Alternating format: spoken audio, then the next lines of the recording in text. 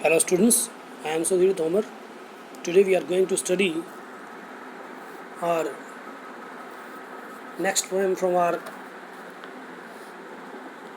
textbook in English, First Flight. The name of the poem is A Tiger in the Zoo, written by Leslie Norris. In this poem, the poet compares the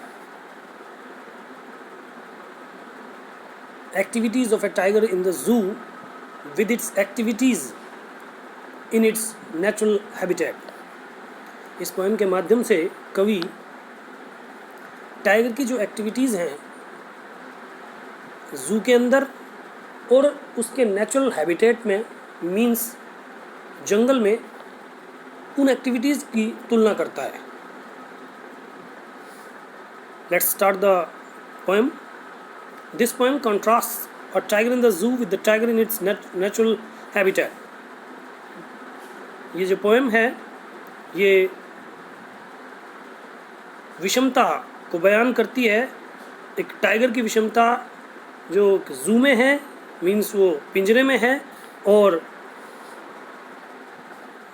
जब वह अपने natural habitat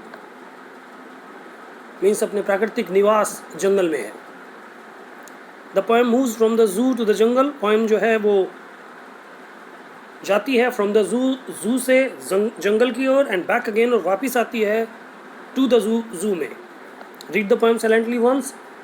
poem को silently read करें and say which stanzas speak about the tiger in the zoo. और बताएं कि कौन से स्टेंजाज हैं जो टाइगर के बारे में बात करते हैं जो जू में है. And which ones speak about the tiger in the jungle. और कौन से वो स्टेंजाज हैं जो टाइगर के बारे में बात करते हैं जो जब वह जंगल में है. He stalks in his vivid stripes the few steps of his cage on pads of velvet quiet in his quiet rage. He stalks means proud gait means वह एक गर्वित चाल में चलता है. गर्वित चाल, गर्वपूर्ण जो चाल है, गर्वपूर्ण तरीके से वो वॉक करता है. विविड ब्राइट स्ट्रिप्स पट्टियाँ. The few steps means he doesn't have much space because he is in cage. उसके पास ज़्यादा जगह नहीं है चलने के लिए क्योंकि वो पिंजरे में है. पैड्स मीन्स पाज, उसके पंजे. Rage means anger. In the first stanza, the poet says that the tiger walks in the cage with his bright colored skin. पहले स्टेंजा में कवि कहता है कि टाइगर अपने चमकदार कलर्ड स्किन के साथ पिंजरे में चलता है. He further says that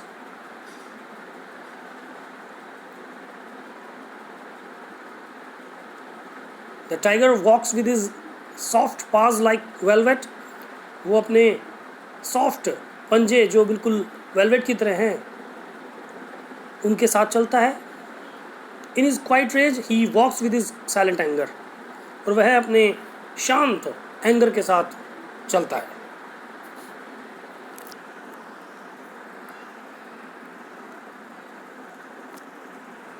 he should be lurking in shadow sliding through long grass near the water hole where plump deer pass. He should be lurking. Lurking means hidden, छिपा हुआ. In shadow किसी परछाई में यानी किसी चीज़ के पीछे. shadow वैसे परछाई. Sliding slow movement through long grass. He should be lurking means the poet says that the tiger should have been in his natural habitat hiding in the long grass. यानी जो टाइगर है वो अपने प्राकृतिक निवास में होना चाहिए, लॉन्ग ग्रास में छिपा होना चाहिए. Near the waterfall where plump deer pass. The poet says that the tiger should have been near the water where he can catch a healthy deer to eat. कवि ये भी कहता है कि टाइगर जो है वो उसे अपने नेचुरल हैबिटेट में पानी के नज़दीक होना चाहिए जहाँ वह एक हेल्दी डियर को कैच कर सके, पकड़ सके और खा सके। प्लम्प मीन्स हेल्दी, डियर हिरन। He should be snarling around houses at the jungle's edge, baring his white fangs, his claws, terrorizing the village. He should be snarling, snarling, growling, गुर्राना।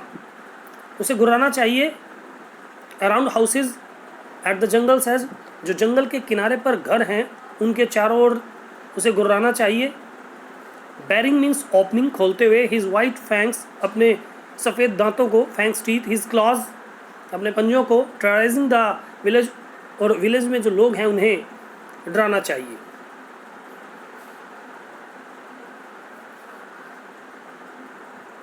The poet further says that by opening his teeth, the tiger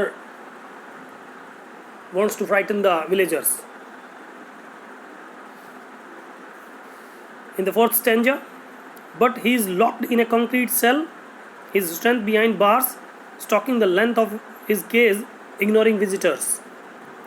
Locked means वो बंद है, concrete cell means cage, पिंजरा, his strength means power behind bars. He is locked, वह locked है एक पिंजरे में, his strength behind bars, और उसकी जो strength है वो भी सलाखों के पीछे है, यानी उसकी ताकत जो है वो confined है। The tiger is confined in a cage, his power is behind the bars.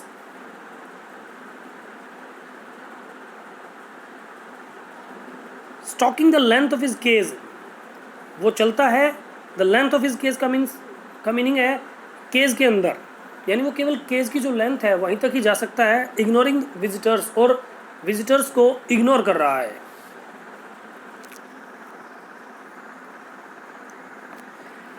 In the last stanza, he hears the last voice at night, the patrolling cars, and stares with his brilliant eyes at the brilliant stars.